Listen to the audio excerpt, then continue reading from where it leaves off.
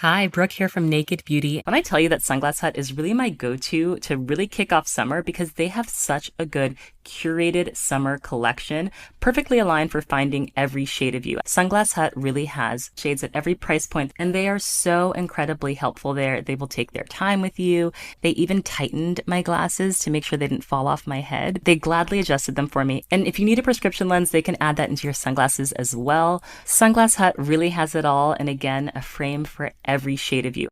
This podcast is brought to you by eHarmony, the dating app to find someone you can be yourself with. Why doesn't eHarmony allow copy and paste in first messages? Because you are unique, and your conversations should reflect that. eHarmony wants you to find someone who will get you. How are you going to know who gets you? If people send you the same generic conversation starters they message everyone else. Conversations that actually help you get to know each other. Imagine that. Get who gets you on eHarmony. Sign up today.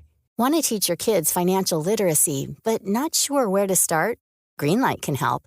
With Greenlight, parents can keep an eye on kids' spending and saving, while kids and teens use a card of their own to build money confidence.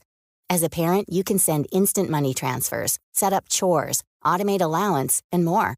It's a convenient way to run your household, customized to your family's needs, and the easy way to raise financially smart kids. Get started with Greenlight today and get your first month free at greenlight.com/ACAST. Today is a special bonus episode. DJ Nicholson and I talk about AI to support learners with disabilities in the classroom.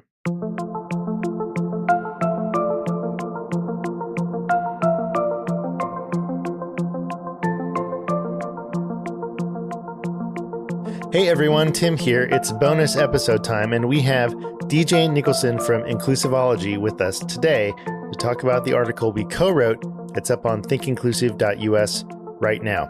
So without further ado, here is my chat with DJ, and after we wrap up, make sure to check the article out. It's called When Does AI Belong in an IEP?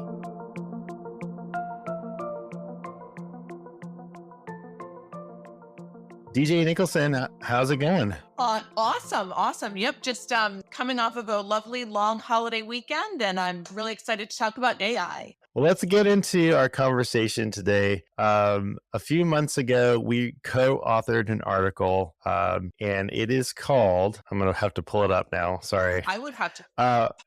When Does AI Belong in an IEP? And we referenced it in the article. We had a discussion in February about why teachers leave the classroom. And in that conversation, it sparked some discussion around AI. It seems like AI is like everywhere in the news. It constantly is being cited in news articles, and I feel like there's a new AI tool like every minute of the day, it feels like. So we decided to write this article, and we wanted to know what teachers were doing and what potentially teachers could do using AI as a tool in the classroom. So to get us started, DJ, why was AI, especially for supporting learners with disabilities, like why is that important, or why was that interesting to you? Well, I was thinking of AI for kids with learning differences in IEPs as an opportunity to have teachers use that as a way to level text, make reading more accessible, using it as kind of a summarizing feature to make more complex text accessible for everyone regardless of their reading difference or ability. And it's just using AI is so much easier than actually going through the task of leveling text or looking around and trying to find a lower level text that would match the grade level text. Yeah, is there like a formal process for leveling text? Because I mean, when I was a teacher, there were very few tools. I think we talked about this before. We had something called Snap and Read, which is one of our assistive tech, consultants showed that to us. But that was this free version. It didn't always work, and it was kind of buggy. So how would normally a teacher level text? It would be very, very time consuming and very manual. They would take a text from what I've seen teachers do is they would take a text, they would read through the text, they would create a summary that was accessible for someone with a lower level reading ability, and they would go into, some kind of like visual support program, and they would create the visuals to go along with it. So it was very, very, very time consuming. And so one of the conversations that I used to have with teachers when they would sit in IEP meetings is the difference between leveling text and like guided reading type programs where there were text levels that were done at children's reading level. And so there was a lot of misinformation about the difference between a text level and actually leveling text as a task that you would have to do in order to pair a lower level text for a student to read. And so I was always saying to teachers, are you going to take the time to level text? And they would say, well, what do you mean? And I said, well, because what you're seeing and saying in this IEP meeting is that you are willing to take this higher level text and you're going to basically condense it down to make it more accessible for a student with a lower reading level. Are you going to do that? And they would say, oh my gosh, I'm not going to do that. I don't know how to do that. I don't have time to do that. And so it became something that I saw teachers take off a list of accommodations. It might have been Mm. accommodation that was needed, but they're just simply, I hate to say it, but there just simply is not enough time in the day to, sit down and level text. So I think one of the things that you and I were talking about is if teachers could use AI to level text, and we both tried it, it's infinitely easier. One of the first things that I tried when I was playing around with ChatGPT is I don't remember what got me down this road, but I think I was thinking, well, I've heard ChatGPT can generate, text on any topic. So let's just say like, okay, write 400-word essay on the causes of the Civil War. Mhm. And it generated a nicely formed essay. And I was like, okay, this is fine. But then I was thinking about a previous student of mine and in one of my classes, and he loved wrestling. Like he was, he would watch like WWE, or I'm not sure if I'm getting those acronyms correctly. He would watch like the SmackDown ones, and he would always come in and, mimic these wrestlers, how they talked and, their names and like their attitude. And so I was like, well, the only wrestler I know is The Rock, like on top of mine. Like, what if I asked ChatGPT to rewrite this essay in the voice and style of The Rock? And so I just put in the prompt, and a few seconds later, it completely rewrote the essay in the voice of a wrestler. And I'm like, oh my gosh. And I think I even sent it to you is what I did. Because it was right after our conversation. That's what it was. And I was like, DJ, look at this. This is absolutely phenomenal. Well, and I think, that just spurred my own creativity and thinking about, okay, well, if it's going to do it in the voice of The Rock, what other voice could we use? And I think we even tried, like SpongeBob SquarePants or one of his friends. But I think, whether it's a wrestler or a cartoon character, that's a fantastic way to get kids engaged. Right. So that was one of the things when I was a classroom teacher that I struggled with, because a lot of times, especially for students who have very specific, interests, it was hard to find content that was related to their interests, that was also aligned either to, grade level standards or grade level content. So this seemed like a great opportunity for an educator to be like, okay, we're going to talk about the solar system, but I'm going to create the content or modify the content so that it's engaging for a particular student, and, we like whether it's the style it's written in or, bringing in references that the student would find interesting. So then our conversation went to, well, I wonder who is already doing this right now because all we're hearing is the negative and the cons of using AI. I wonder if there's anybody out there that has achieved any sort of success using AI in the classroom. So I was not able to find any of my educator friends to be able to talk to, but I did talk with Dr. Greg Vandenheim. Am I saying that right? Vanderheiden. Okay, I'm going to say that again. I did have a chance to talk with Greg Vanderheiden of the University of Maryland at the Trace Center, and he shared with me, he's been working in assistive technology for many, many, many years, and we had a conversation about AI, and he was so excited to talk to me because he really sees a lot of parallels between the AI tools that are available now and some of the early technology that made people's lives easier, like calculators. And so we had a conversation, and his basic message behind why educators should take a chance on AI is because back when tools like the calculator first came out, it was like, well, no, you can't have people use calculators because then they won't actually do math. They won't learn math. But as you can see, here we are, decades later, people still learn math and it's still valuable. It's just we get to the place where we want to go a lot easier and a lot faster.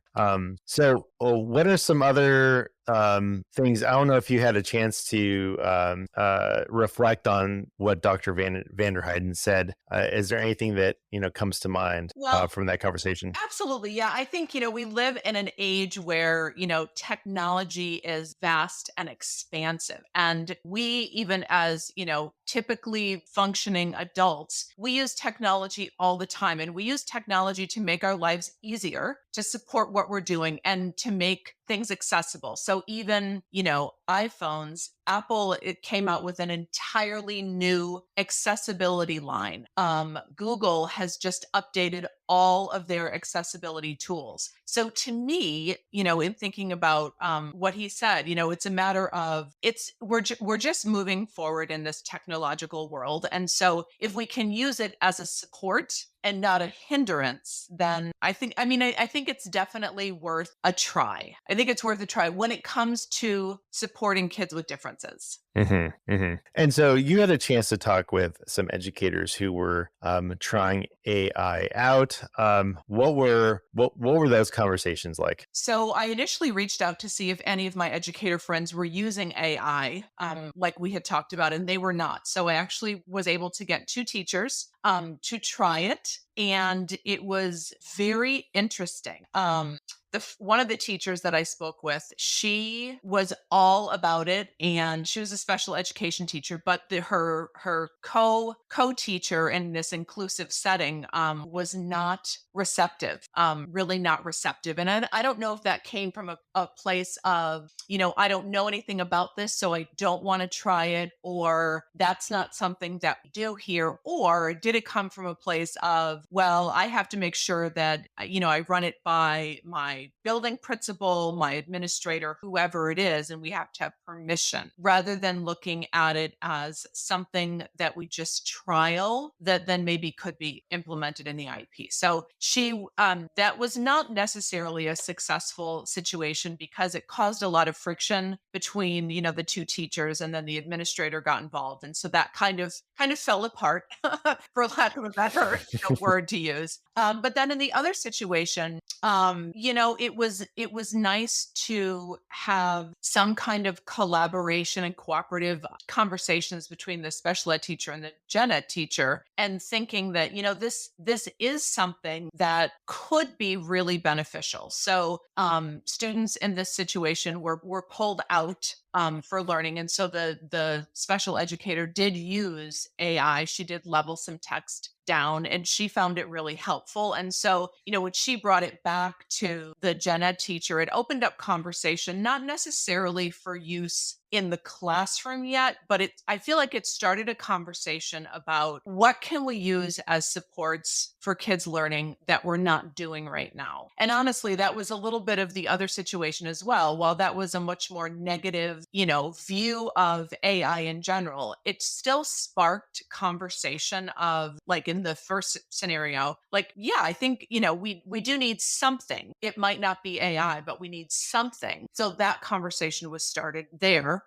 on the IEP team. But in this, the later situation where, there was some success and the teacher was able to level down, just those conversations to kind of move things forward to find supports for kids. Because, ultimately what we want is we want kids to be reading independently. We don't want to have, an adult hovering over their shoulder. We don't always want to have to, like, have that, like, not learned helplessness per se, but that enabling of, like, oh, I don't know how to read this. Can someone else read this for me? Or can someone support me in this? Because it builds independence. So I think, in both situations, there was some positive that came out of it. And the positive really was in both scenarios, is to have those conversations about whether it's chat GPT, AI, or some other form of, assistive or artificial intelligence, because we use it. We do. And I think, in the educational space, we're just at the very beginning of having those conversations. Yeah, exactly. I've been reflecting about how much I'm using AI now, like just in my own my work, right?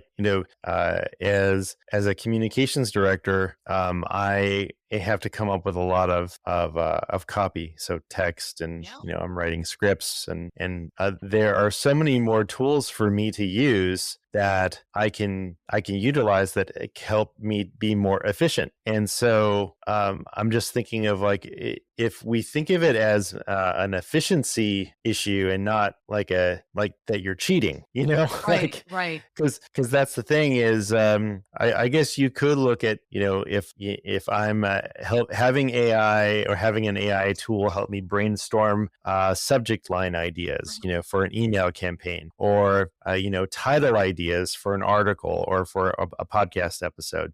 Is that me cheating, or is that me being efficient so that I don't have to expend so much brain power coming up with all that on my own? I guess you could Right. look at it both ways, right? Right, right. Well, and just another example of, how I use it as a time saver. I was writing copy, something, a script to share with someone, and I realized I finished, typing it all up, all my own ideas and everything, and I realized, oh my gosh, I really want to put this in first person. So I put it Mm, into Chat GPT and I asked it to just take this information and turn it into first person language. And, it's not, the work was still mine, yeah, exactly. Exactly. but with kids though, when we develop, present levels, and we have goals and all of that supports the learning, to me, to use AI is just a natural step, because it's something it's supportive. It's not replacing. It's not, like you said, it's not cheating. Hmm. But if we're helping, Hmm. at the end of the day, we want kids to access their learning, and we want them to do it independently if they can. So it's, like going back to what you said initially about, that piece about the Civil War and Dwayne Johnson. If you can take, like like a seventh grade level text about the Civil War and condense it down to, a basic reading level, and take out all the complex vocabulary, but hold on to, the crux of the piece and make it accessible. So then that student can then be engaged in conversation and can fully participate in what everyone is doing and feel confident about it, rather than Yeah. thing with a grade level text that is not accessible. Yeah, exactly. I think that is probably one of the things that I'm most excited about.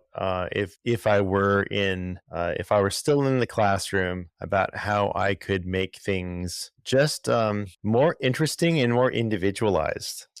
Take existing content that may be just really dry, and then just rearrange that content so that it matches the interest of a learner.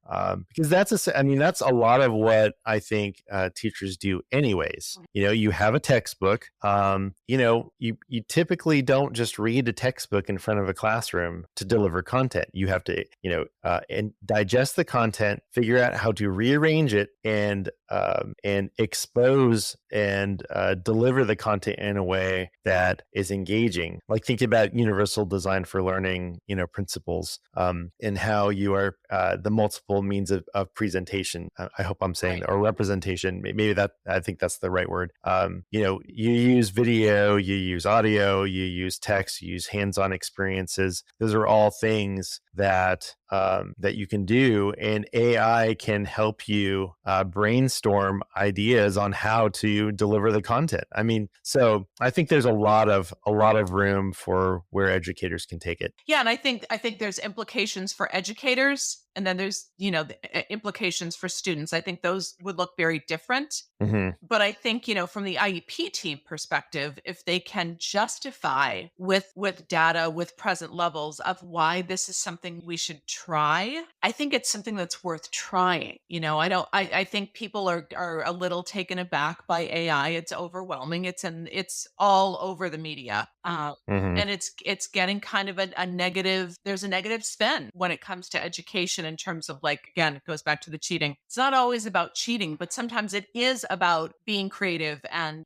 for teachers, generating some ideas that maybe they hadn't thought about before. And then for kids, is it the difference between them sitting in front of a text that is not accessible for them, that is boring and dry, versus like, oh my gosh, I'm going to read this funny thing that Dwayne Johnson wrote for me? Awesome. I'm in. Would love that, Right. Well, another thing that I wanted to bring up too, especially for if learners are using AI, and something I think that Dr. Vanderheiden said is that it's not a special accommodation if everyone uses it. So, like for instance, if you give an assignment, if a teacher was giving an assignment, and everyone had to use an AI tool to, make a first draft of response to something that they learned, then everyone gets the quote unquote advantage. And so it's not anything necessarily special, which I really, appreciated, because it kind of goes back to the idea of that calculator.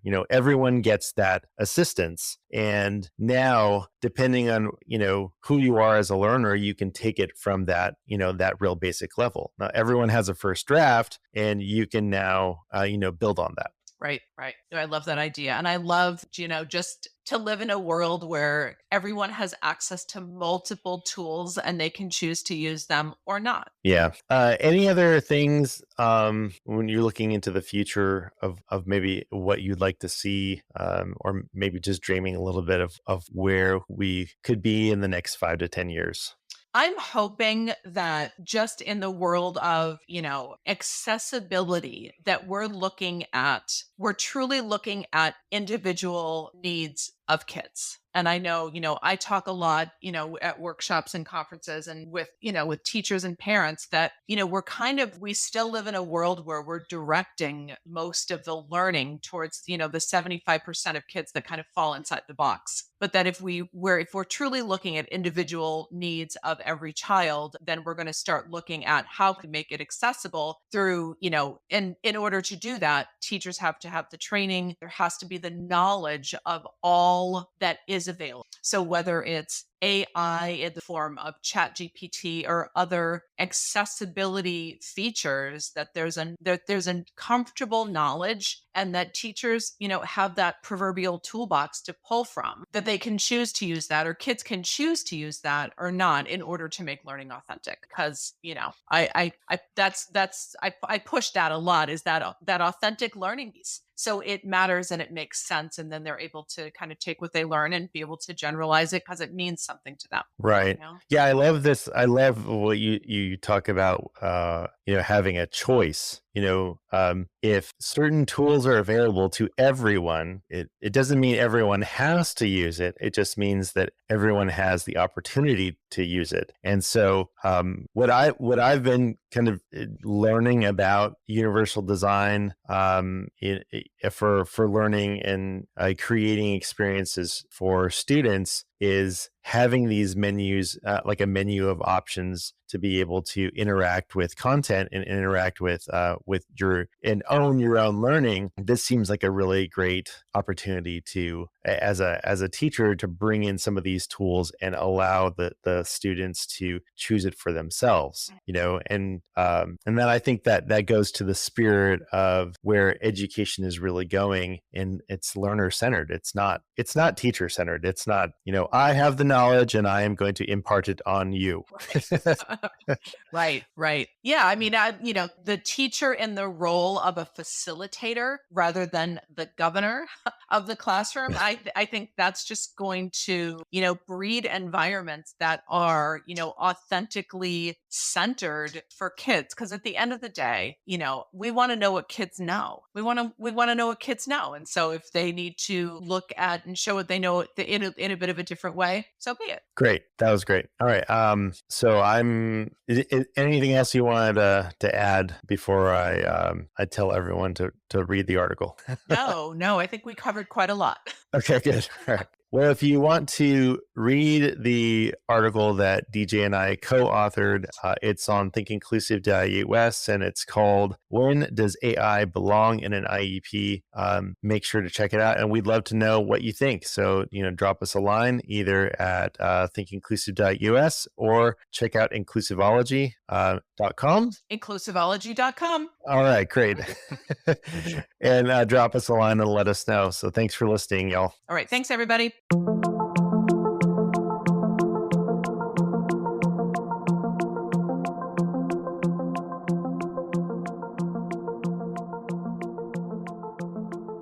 Oh, hey, you're still here. Amazing. Because just in case you can't get enough of TI, let me give you a suggestion.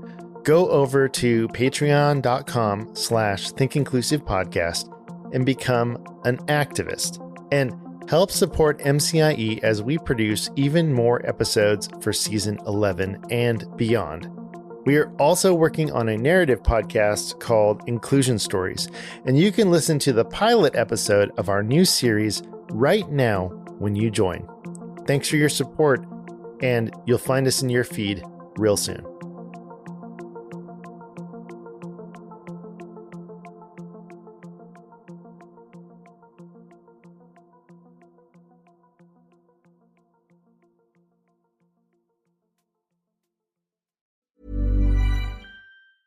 Hi, Brooke here from Naked Beauty. When I tell you that Sunglass Hut is really my go-to to really kick off summer because they have such a good curated summer collection, perfectly aligned for finding every shade of you. Sunglass Hut really has shades at every price point, and they are so incredibly helpful there. They will take their time with you. They even tightened my glasses to make sure they didn't fall off my head. They gladly adjusted them for me. And if you need a prescription lens, they can add that into your sunglasses as well. Sunglass Hut really has it all, and again, a frame for every shade of you. Want to teach your kids financial literacy, but not sure where to start? Greenlight can help. With Greenlight, parents can keep an eye on kids' spending and saving, while kids and teens use a card of their own to build money confidence. As a parent, you can send instant money transfers, set up chores, automate allowance, and more. It's a convenient way to run your household, customized to your family's needs, and the easy way to raise financially smart kids. Get started with Greenlight today and get your first month free at greenlight.com/ACAST.